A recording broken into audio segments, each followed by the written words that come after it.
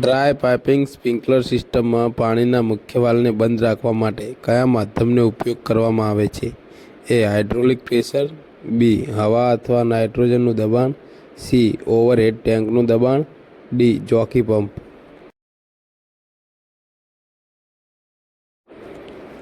IS 2190 code મુજબ fire એક્સ્ટિંગ્વિશરનું hydro test શેની ખાતરી કરવા માટે કરવામાં આવે છે?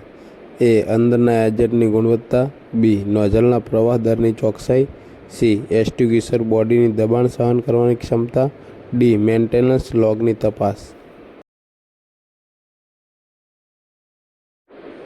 પમ્પિંગ યુનિટ પર પ્રાઇમિંગનું મુખ્ય કાર્ય શું છે?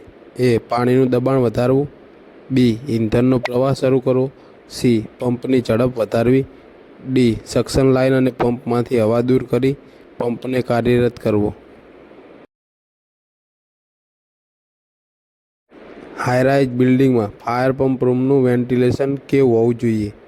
એ. માત્ર કુદરતી વેન્ટિલેશન, બી. માત્ર એર કન્ડિશનિંગ, સી. કુદરતી અથવા યાંત્રિક વેન્ટિલેશન, ડી. ધુમાડો નિષ્કર્ષણ પ્રણાલી સાથે.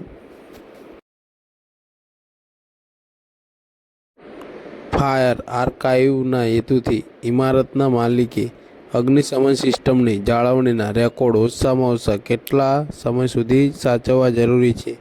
એ. 1 વર્ષ, બી. 2 વર્ષ, સી. 3 વર્ષ, ડી. 5 વર્ષ. બિલ્ડિંગને NBCમાં તેના ઉપયોગના આધારે મુખ્યત્વે કેટલા વર્ગોમાં વહેંચવામાં આવે છે? એ. 10, બી. 9, સી. 8, ડી. 12.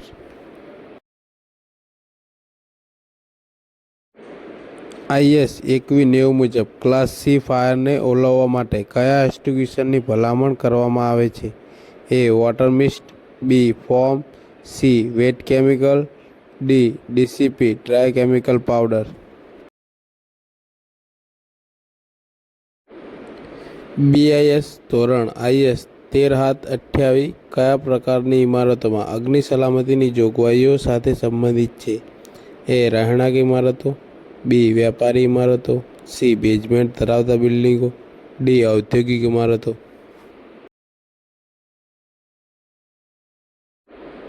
ફાયર એલાર્મ સિસ્ટમમાં જોનિંગનું પ્રાથમિક કાર્ય શું છે?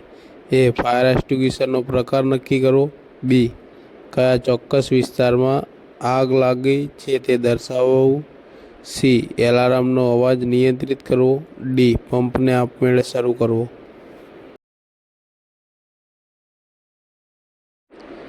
ફાયર પંપને આઇસોલેટ કરવા માટે IS 13031 મુજબ કયા ઘટકનો ઉપયોગ કરવો જરૂરી છે જેથી પંપ બંધ હોય અને ત્યારે પણ પાણીનો પ્રવાહ જળવાઈ રહે?